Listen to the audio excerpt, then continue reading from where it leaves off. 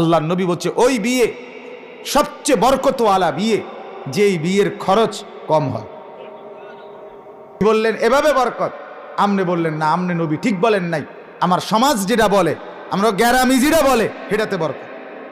মানুষে কিতা কইব, মানুষে কি কইব, সমাজে কি কইব, গ্রামে কি বলবে।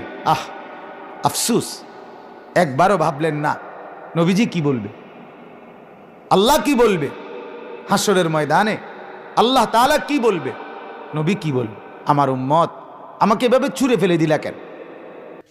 পাকিস্তানের এক বড় বুজুর্গ বলছিলেন, আওলাদে রসুল সৈয়দ আব্দুল মজিদ নদীম সাহেব রহমতুল্লাহ আলাইহ, উনি একবার বয়ানে বলছিলেন, আমি নিজ চোখে দেখছি আমেরিকায় কুত্তা কুকুর প্রাইভেট কারের মধ্যে চলে,